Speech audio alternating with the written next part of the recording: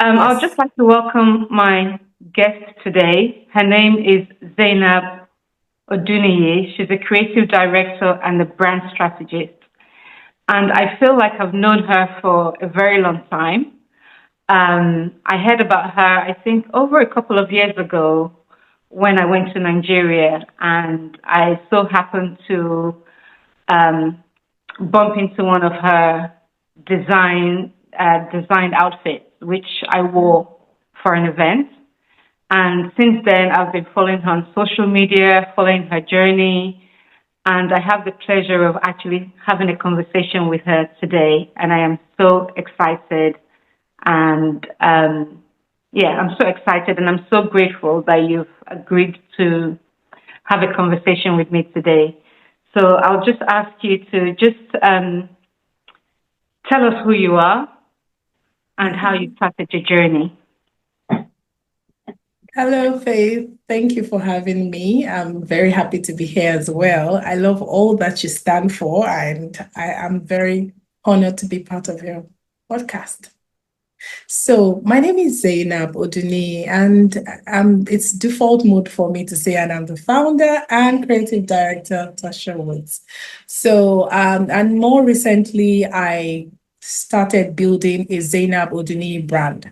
And I'm a creative strategist. What I do in Zainab Oduniyi is to ensure that I give creatives a well-rounded approach and strategic plan to their growth.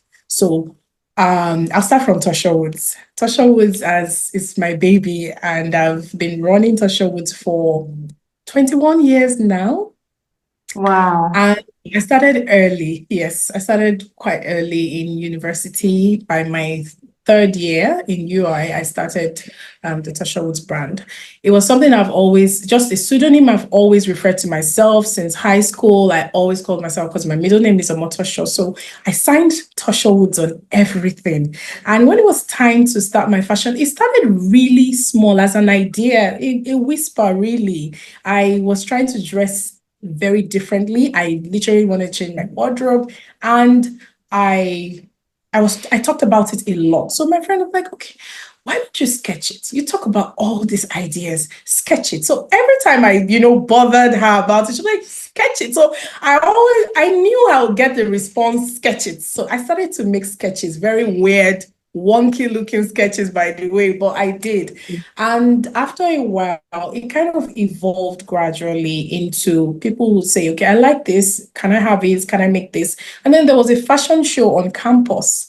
I participated in it, about 10 pieces, and there was one single dress that was very different because then we're all crazy about Ankara, the country, the continent had just revived Ankara into funky designs. So that was most of what I was doing at Toshowoods. But there was a single dress that I love. It's something about designers. You do something for yourself, even if everything else is for what people want. That particular dress was an ivory and red chiffon, really flowy, simple, very lovely draped design, very simple. And as the model walked out, something shifted within me. Like, I said, this is it. This is the designer I want to be. And that moment, very quiet moment within myself, I sort of knew that I would do flowy, beautiful, breezy sort of designs. I didn't know at that time that I would be a bridal designer, but it was an ivory dress. And it was a different dress in the entire collection of Ankara designs. And that was how Tosha was started, really. So, did you actually do a design course, or was it something else you were doing? You studied No, design. yeah, very interesting one. So I started with library, archival, and information studies. I studied that Oh, in University of Ibadan. Yes, very interesting course. And when I was done with it, I had started to think. So My cousins, like older ones, uncles, they were kind of into investment banking. My dad is a retired accountant, but I grew up around a lot of finance books, strategy, growth, all those. My dad had a huge library of all those. So I would just read it randomly. I didn't want to be an accountant, but I would randomly read all these funky books, and my sister wondered, yeah, so you what's all this rubbish? But I loved it. And I would have conversation with older people about all these funky topics. And my cousin one day said, are you sure you are not interested in investment banking? I said, no, no, no, no, I'm not. But he said a lot about it. And then one day it was time for NYSC. He was like, I can send in your CV. He did that, sent my CV in, and I got my NYSC job at Afri Invest. I worked in Right. operations, and it was interesting. Again, my job was to keep records, to arrange. So it was in line with my library archival and information. I did a lot of certificates, share certificates. I arranged, did all the processing, sent to the Lagos office because that was Port Harcourt. From there on, I started hearing a lot about investments, different. I'm like, this is cool stuff. I immediately after NYC, I started working in Greenwich. Now, the interesting plot twist here is when I sent my Mm-hmm. CV in, of course, again, they saw library archival info, and it's all God's grace for me because these are rare opportunities. If you study library studies, library and information science is what is called the UI. Most of the Yeah. time, you work as a librarian at best. But it was as if for me, they only picked up information data. Every time I sent that was what people, so that was it. They needed a data analyst. What are the Yeah. odds in the research department? And that was it. I got a job in economic research and data analysis. And very quickly, I was trained. And for me, I just love economics, geography, all of these courses. I'm a very versatile person. I don't stay in one place. In a short time, I was writing weekly reports. In a few months, I was writing quarterly updates, global quarterly updates, investment reports, and it was fun. I immersed myself in whatever I'm doing, and I think I became a little star in my work.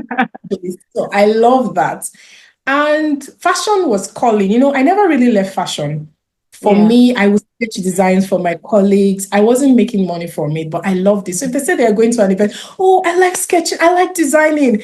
And they'll be like, who is going to make it? Don't worry, I know this person. So I'll just call them someone I know and say, okay, I made this sketch. Can you make it for her? I kept those creative juices flowing. And one day my boss asked me, if you weren't doing this, what's the other thing you would do? And I said, I'll do fashion. It's like, really? Do you know how to sew? It's like, yes, I do. So in university, during my project year, I just didn't want to not do stuff because at that time Yeah. I couldn't sew. I could just sketch and sew. I learned to sew. After that, I spoke to my boss and he was like, I think you should really hone in on that skill. You need to Mm. do something about it. And they're professional course. I was like, oh, trust me. I've screenshotted this for years now. There's this school, London College of Fashion. I really want to attend. I was like, why are you not? So after that conversation, I started taking it seriously and then I started to plan. So during my leave, I would go to London and take courses in London College of Oh, Fashion. wow. I started with starting your it's called starting your production line or something like that. That was the first thing I took. And it was a course that was packed with strategies for small businesses to, Yeah. evolve Mm. fashion brands. And again, everybody at work laughed at me. So other people like, okay, she's just you belong here. That's just maybe you're just trying to pass time. It will all fade. They said all those things, but I Yeah. became surer. So I would plan another this time around a long stretch. Actually, that it didn't happen that way. I sent in a resignation letter and I was so sure. But the So company before turned that, it. sorry, before that, did you, I mean, I don't know how old you are, but I know in Nigerian culture, parents always want their children to be like, accountants, doctors. So when you told them you were leaving that type of job, what did they say to you? Or they didn't say anything, or they were not They are bothered. quite cool. So I think they are, for my siblings, they were a bit tougher on them. They wanted all Mhm. this. They were not your regular African parents, but they were Okay. a bit more strict with my siblings. With me, my parents just leave me. Whatever I say, you just have to make a beautiful case for yourself. My Yeah. mom was like, you know what? There is no child of mine that's going to be just a tailor. So Yeah. find professional courses. That was literally what she said. That's Find good. professional courses and make sure you do the right thing. So that Mm. was her angle. She really didn't stop me, even though she had tried to stop me earlier from my Yeah. uni days. She put a lot of conditions. You have to have minimum 2-1. You have to do this. You have so everything she said, I was hitting it, and I'm like, okay, I'm back with the 2-1. Okay, I have a professional job now. So she said, you have to work in corporate, you have to have this experience. She had all these rules. So at the point at that point, I had satisfied all our rules. So I'm like, Mommy, what else do you want? So then she said, professional education. I said, yes, I have been keeping this, and that. So I made a case for myself, a whole case on a Sunday afternoon. It was a long case, but I won, and that was it. That's When I sent in my resignation, my office was, oh my God, Zainab, you cannot leave. That was another battle. I wasn't really expecting a battle, though. I was like, I mm. mean, who cannot resign? It was a big issue. So instead of that, after a lot of conversation, we agreed on it was a leave of absence. So they asked me Okay. to go back and request for a leave of absence if That after was actually really good of them. They must have really valued what you were Yes, bringing in. yes, yes. And they actually paid for my tickets to school. I had bought my ticket, but the office refunded me. It was very Wow, interesting. So that's for me, it's amazing. God's grace. Like none of this was planned. Yes, they did. I will never forget. And in fact, one of the courses was paid for by my office. Yeah. They That's just thought fantastic. Zainab was having a creative jam in her head and she wanted to explore fashion. And you know what? She'll be back. She'll be back. Yeah, I They mean, gave me some offers. Trust me, that if I stayed, this will happen. They sort of tracked my, this is where you're going. You're gonna be this in 3 years, 4 years. But I was like, no, fashion is where my heart is. And I okay. wouldn't want to do like a hazard, representation at your place. And I went to fashion school. So in that period, I then learned more technical bits of it, the pattern making, garment construction, design. I could now sketch really real sketches, and Yeah. then fashion design itself is a whole different ballgame. So after all of that, I came back to Nigeria and started my fashion brand. Again, I came back to a lot of realities, Mm. I a can lot imagine. of realities, yeah, but that So was how the long were story. you away for? How long were you away for? I was away for a year and a half. Okay, amazing. Yeah. And then I came back and started Toshowoods proper and as a day-to-day business. And the first order was a bridal train, which again, every time a bridal dress came, I just wanted to run away. I'm like, no, it seems too complex. It seems dated. It seems because it wasn't trendy to call yourself a bridal designer at that time. There were very few people, and it was for like much older people. You don't see young Yeah. people. People do funky designs. But anytime I made clothes that I believe were casual, people Yeah. would stop me and ask if I make wedding dresses. And that was That's interesting. yeah, that's very interesting. That's very interesting. At least 3 to 4 people. My first orders came from the regular clothes I made. And so the people would then, one of the first, there are different stories. One lady said to me, can you make that in white? So it was a black dress. It came in 3 colors, came in red, black, and I think white and silver. She was like, I want it in white. It was a court wedding, and that was it. Yeah. She ordered it. She went for Beautiful. a court wedding. I met someone at an event. I wore a skirt. It was a navy blue and turquoise skirt. And she was like, if you can make that, you can make my wedding dress. I'm like, what? Wedding dress? She called me almost every day for 2 weeks till I Wow, agreed to make her wedding dress. Yeah, we are still friends till today. that's amazing. And that And was so, it. So so how yeah, has it been in terms of, you being in that space? How has it been in terms of, yeah, what you do, your it's designs and been stuff? I find it very divine. Yeah, That's the word I can use to describe it. It's been very divine for me. I believe bridal design, I strongly believe it's not an area you just jump into. of It's a course. very spiritual journey to be part of people's lives and a very sensitive moment. Over time, I understood that my journey was not just an accident. It's very, very orchestrated by God.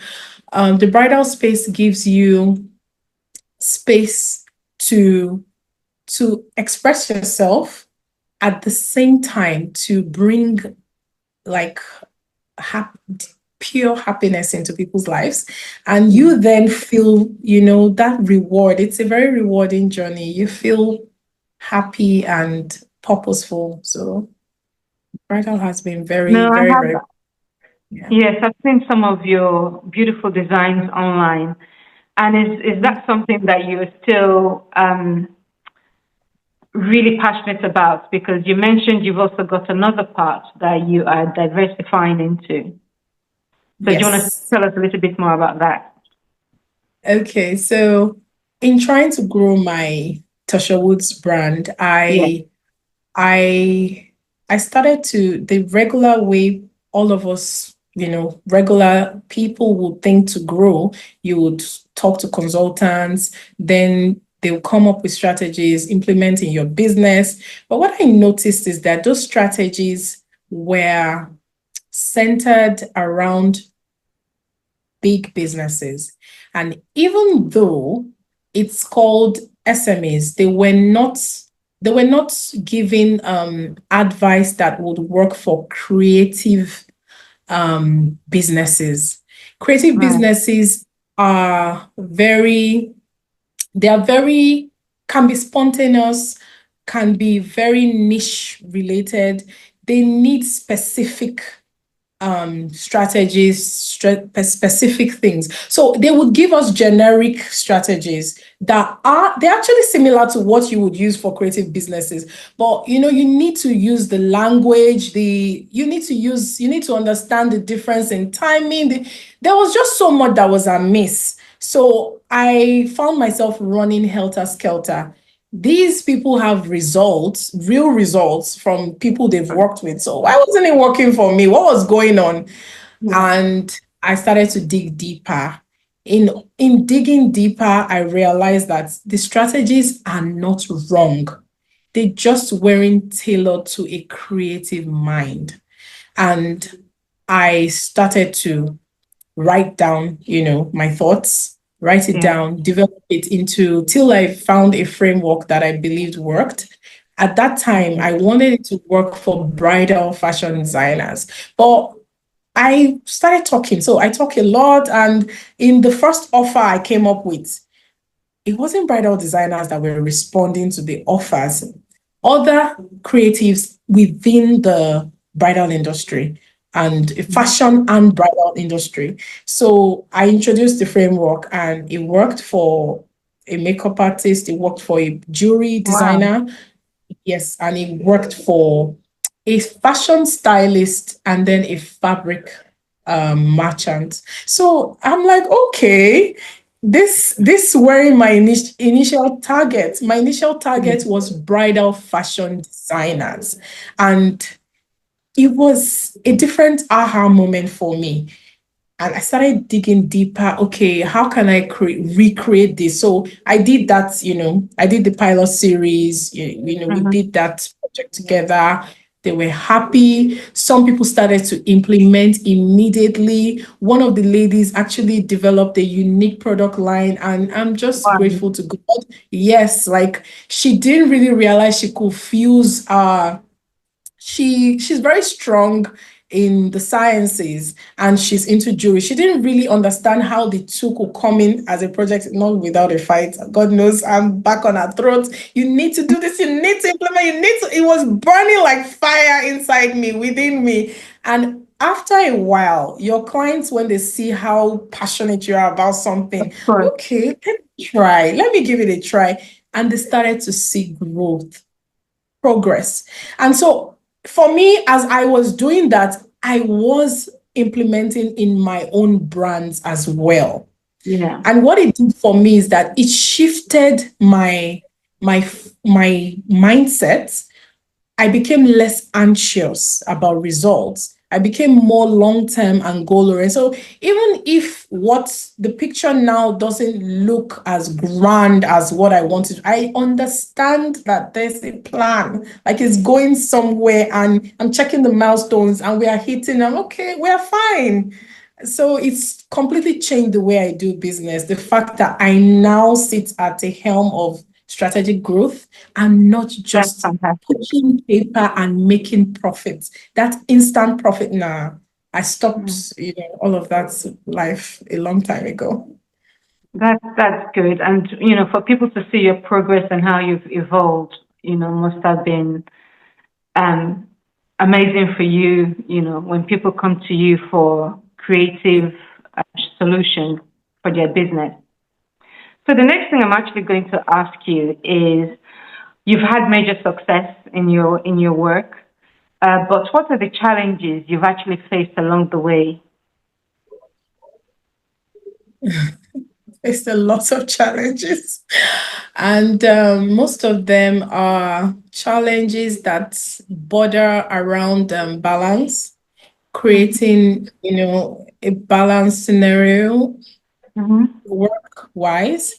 Um, Specifically my staff, sometimes there seems to be an imbalance between the management level and the entry level or the unskilled labor.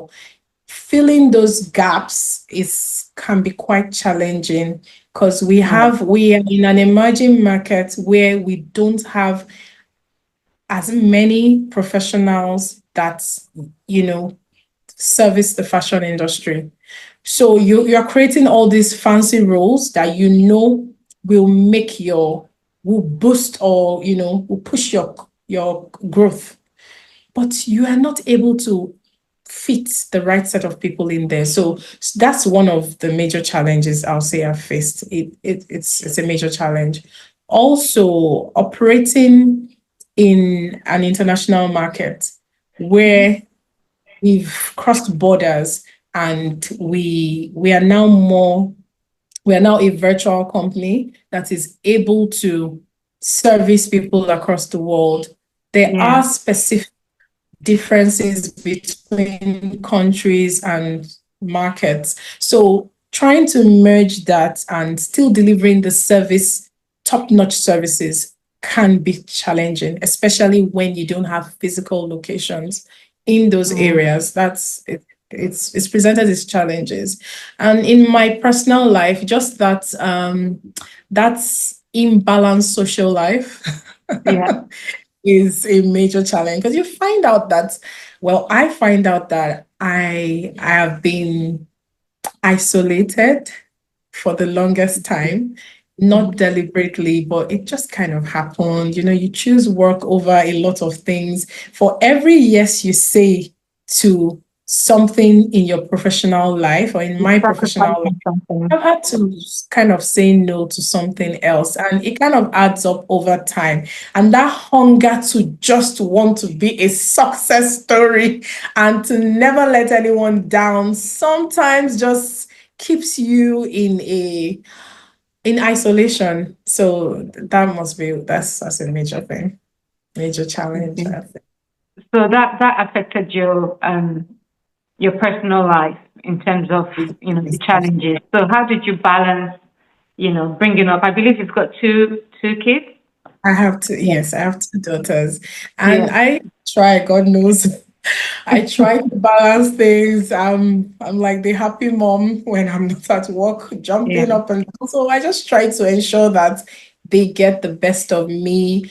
I try to create schedules around the things that are most important as a mom, and I make an effort every time. I'm sure it must be very good for them to actually see you winning in your field and like so many things that you do. They must admire that. Do they sometimes come with you to work to see what you're doing within the environment or They do. And beyond work, when I so you can't really finish work. I don't know. For me and a lot of creatives, you can't really finish at your desk. There are many times that you feel inspired to walk out of the regular hours.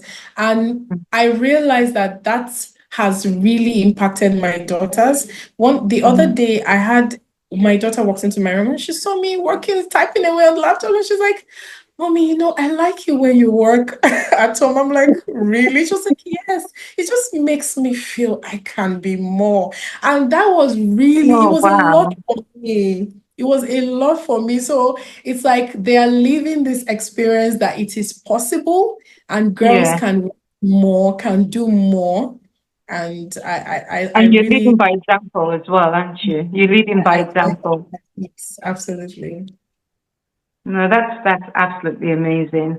So if you could go back in time, what would you do differently if you had the opportunity? I would live a little more. That's very simple. I would live a little more. I would instead, okay, so I can hyper focus sometimes and it gets so Mhm. intense. I just want to get the goal. Like it gets so intense. I would relax more often. Mm. I would take in my social environment. Yeah. I will do that if I had a chance to do it again. Yeah. So, as you know, I wrote a book on self-reflection, self-discovery, and the connections we have with people. In terms of over the years and with your journey, what have you um, what have you reflected on, like being where you are now, and what self-discovery did you do with yourself? Oh, wow. I've done a lot of that in the past few years. I've been introspecting a lot. And I did discover, first of all, that I'm awesome, that I'm different, special. I started to love myself. I understood what how self-love works with self-respect and how it changes your perception of Mhm. people and how people treat you. So I it's like a gift you have to give yourself to love yourself, to care for yourself. And it's not about selfishness or self-centeredness. It's about actually making the right decisions for yourself. Like be organized, be disciplined. All of those things, put the right thing. You're putting the wrong thing into your mouth. And I start to ask myself questions. Do you love Zainab? Like I had to start treating Zainab as a third person. I speak to her Yeah, in the third person. Do you love her enough? Should you really be up at this time? Sleep, yeah. wake up. So it's a journey to self-awareness. And It you is. now become, yes, you now become so aware to the point where you are very conscious of what your likes and dislikes are.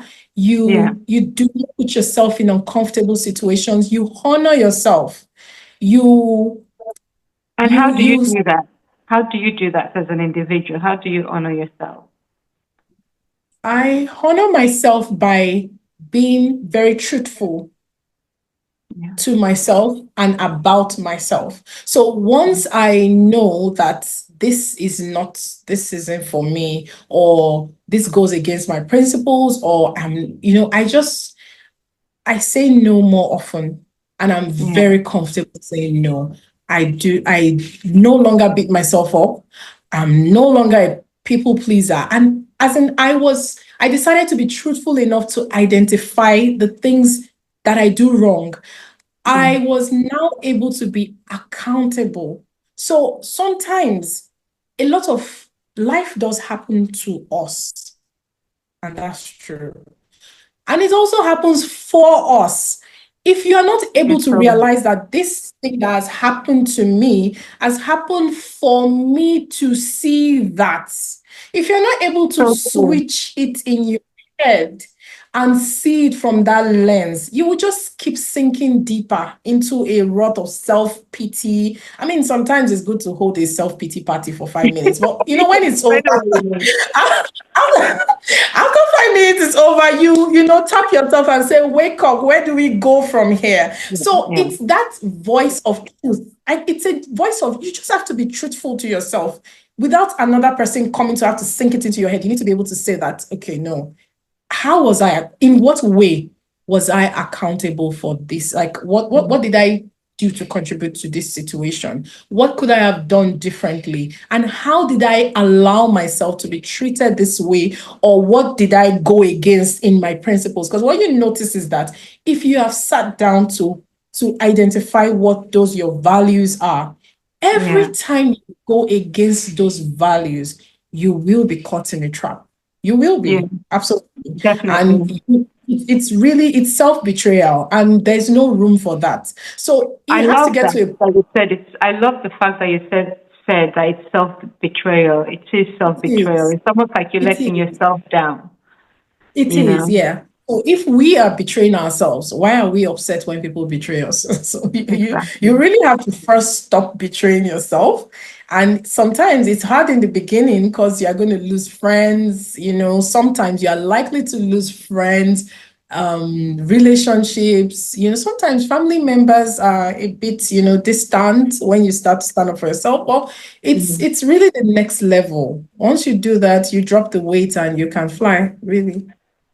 Yes, and in terms of like when you were going through your self discovery and self awareness, did you kind of have like a support system, or were you just going through that journey, yourself? Because I know when I went through mine, it was more of it was a personal journey for me. And, after I wrote my book, I felt like, I'm starting afresh. It's a new, it's a next chapter. It's about me now, forgetting the old self and becoming a new. New person. I had support. I had support. I don't play with support. My parents, my siblings, and I had a doctor I would talk to from time to time. I had support. It was just a lot. It I'm was glad a that you lot said in my. that. Yeah, I'm glad that Okay. you said that. You said doctor, right? So, I mean, when I was going through my journey, I did seek counseling because I couldn't speak to, friends about it. I couldn't speak to family about it. And, within our society, I always feel like there's always shame in things like that. When you say, oh, I saw somebody, to seek help. And I don't think there's anything wrong with it whatsoever, you know. I'm actually in that regard. I don't feel any ounce of shame. I know that I know instinctively that I need help, Yeah, and I will keep repeating myself till that help shows up. I no, cannot, that's like, good. I don't know how people do it to handle all Yeah, of that burden and not speak about it. It's a lot. So for me, I had to, and I didn't just seek help from a doctor. I took courses. yeah. I took Self development. in Nigeria. I took courses in London. I took deep courses to understand the nature of humans, understand myself. I mean, I've been doing this for like 5 years, from one program to another. At some point, it was like a different job, another job for me, just because I wanted to understand what was going on. Because a lot of things were hitting me professionally, Yeah, personal. It was like everything was crumbling. And I'm like, what have I done? And yeah, in all of that, all of the journeying, Guess where I found the most peace? In Where? God. Oh, wow. So I'm grateful to everyone that has unearthed, explained all these concepts to me. But it was at a point that I now started writing to God. I literally, I'm like, no, this matter has gotten to that level. So every day I would open a chat room, and it's a WhatsApp chat room. I with my other line, I have a number that's just for that. And it's Oh, the that's number amazing. is, yeah, it's Sorry, saved a as the chat room. There's nobody a in chat there. It's room. just yours. There's nobody, just me. And Okay. it's saved as Dear God. So I would write to God every day. In the beginning, it was very, they were angry, angry letters. I was angry Yeah. every day. And I would read back maybe after a week or two. And I'm like, who is this person? Why are you so angry? After a while, honestly, I don't know how the shift happened, but I started being very grateful. And I'll say, oh, thank you. So, because in those chats, what I'll realize is something I asked, a question like, why is this way? What happened? What did I do? Guess Mhm. what? Maybe the next morning, a phone call just comes in and somebody is explaining a concept, something I asked about yesterday. Someone is randomly explaining it to me, and I'm like, That's okay, amazing. what's going on? What's going on? It could be I just stumbled on a post. It was always answers would come. So I couldn't get angry. I had to say thank you. So I found myself saying a lot of thank you for explaining that concept, God. Good morning, God. Thank you. Last night I saw the answer to this. Thank you. I'm so sorry I said that. I'm so sorry. So the conversations evolved. Now I That's, trusted that if something was going on, there was a reason. And yeah, then all that help I'd gotten, all the explanations started to make sense because I was going from program to program because things did not, I understood the basic concepts, but it couldn't settle within me. And I certainly had not changed because yeah. I was still the same person carrying around these things and blaming everybody for everything that happened to me. I couldn't switch it in my head till I started And getting the.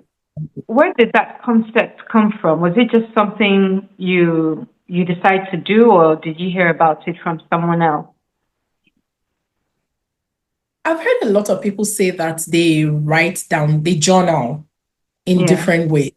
But Oh, I see. I started speaking to God. So I wasn't writing it down. I would just have conversations. I would Mm-hmm. first speak to self, then I'll speak to God. After a while, I was like, nah, I want to write this down.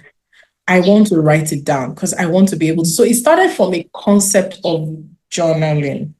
And Yeah. then I decided that, you know what, I'm going to name it Dear God. And okay, it Beautiful. evolved into Dear God. It was me journaling in the beginning. When the answers started coming, one morning I screamed and said, is this a hotline? So it was like a hotline. So I changed it to Dear God Hotline. So it was like a hotline express conversations with him. In a few hours, the answers were coming. I'm like, this is too good to be true. But that's No, how that's God works. And amazing. That's yeah. absolutely And, amazing. I think I will mhm.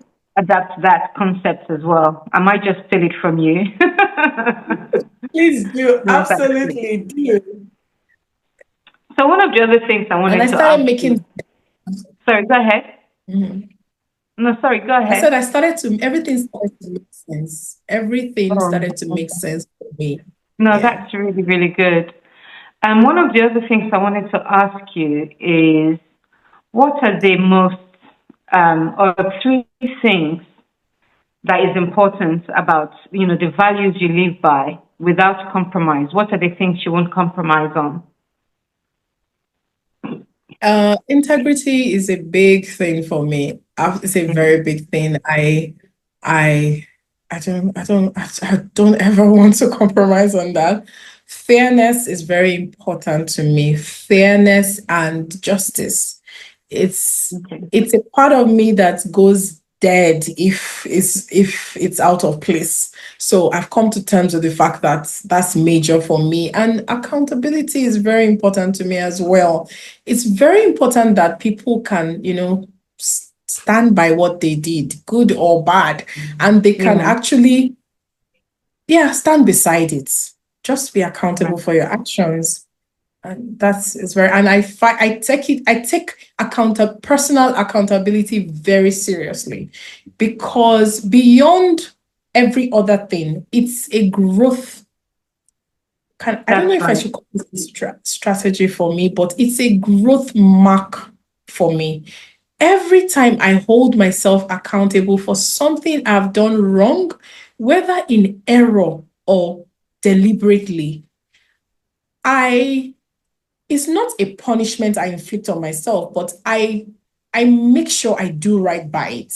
And sometimes it can be like a personal punishment, like I make sure I do the right thing.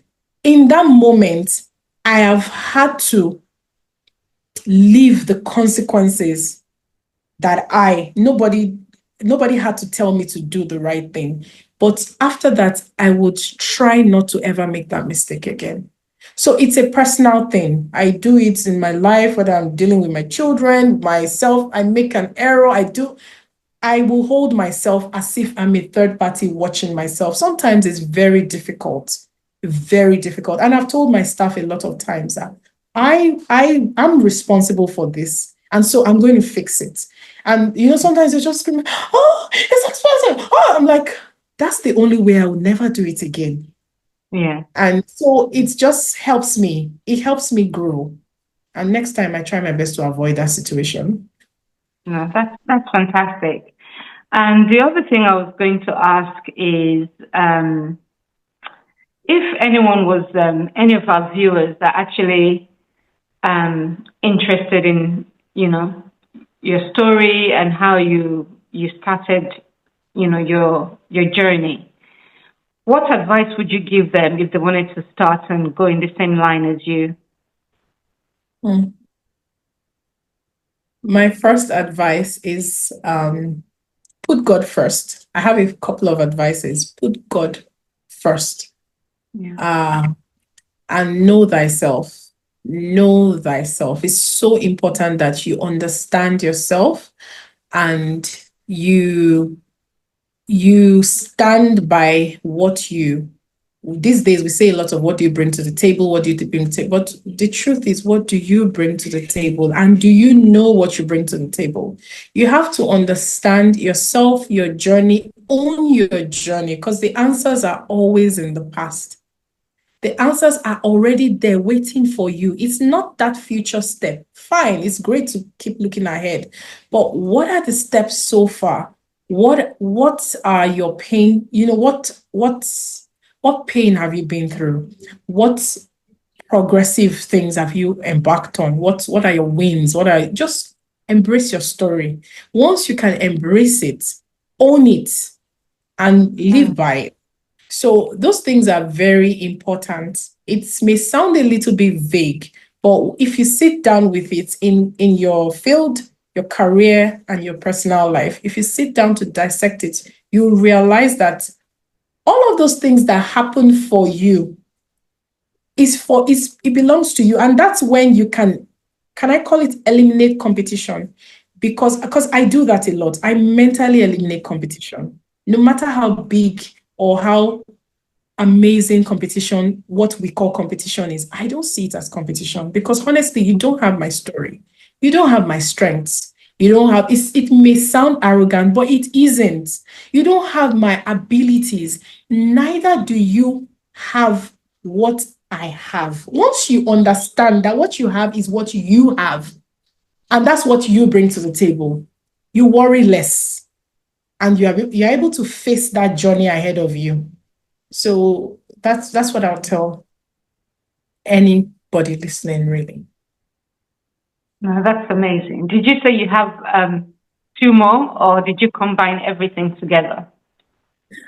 Yes, I sort of combined everything together. Yeah. You have Okay. to know yourself. You have to knowing yourself is really big, to be honest. It's Mm. bigger than just it's knowing your stance with your creator. Always connect to a source that's bigger than you. Yeah, I Knowing like your that. purpose. Hmm. Knowing your purpose is very important.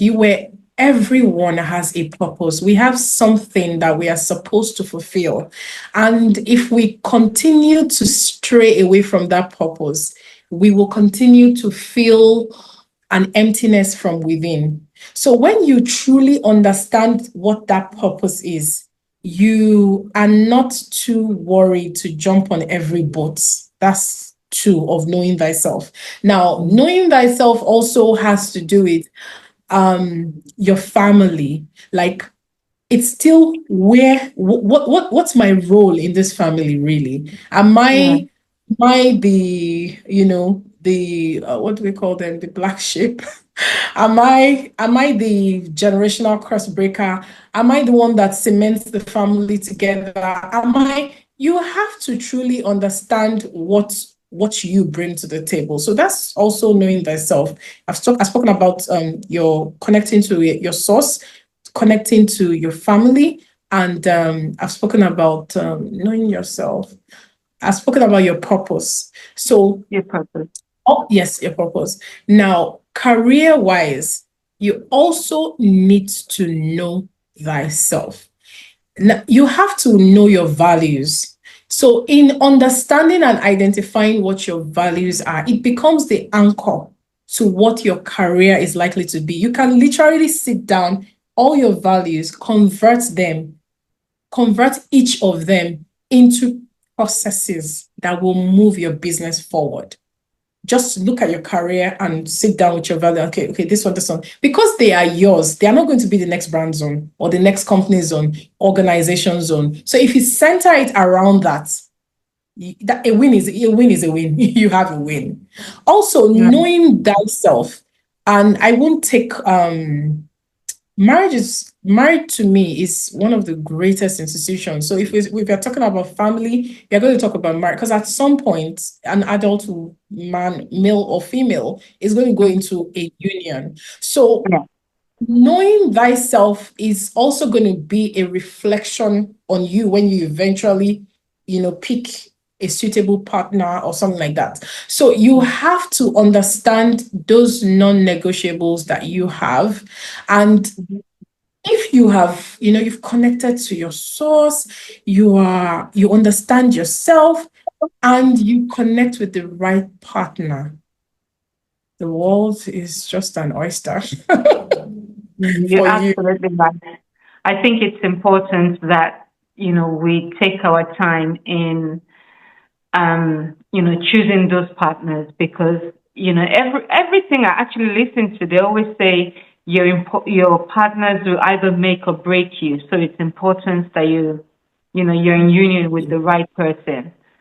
Um, I know you've got a very busy schedule, and I know that you're a very busy person. I just want to ask you, this is one of the last questions. How do you relax with your busy schedule? How do you relax? Wow, that's a tough question. I feel hit on the head. How do I relax? I listen to music. Mhm. I journal quite a lot. I Relaxing, honestly, is still learning more for me. I find it very relaxed. I don't know if that's right, but I do it a lot and I like it. Just Yeah, learn new random things, very fun stuff, and I like that. So I relax by listening to music, yeah. learning new things, nothing too serious, just fun stuff. And yeah, that's really what I do. No, that's amazing. And then final question: if people wanted to follow you, what are your social media handles? Okay, my social media handle is Zainab.Oduniyi. That's on Yeah, I Instagram. think you've Yeah, frozen. Okay, it's fine. Yeah. Sorry, go okay. ahead. My Instagram account, you can follow me at Zainab.Oduniyi on Instagram. And LinkedIn as well, at Toshowoods on LinkedIn. Fantastic. Thank you so much for your time and for taking the time out to talk to me and to our listeners. You've dropped a lot of tips and ideas And I can't wait to have you back at some point. So thank you again. Thank you. Thank you. Thank you.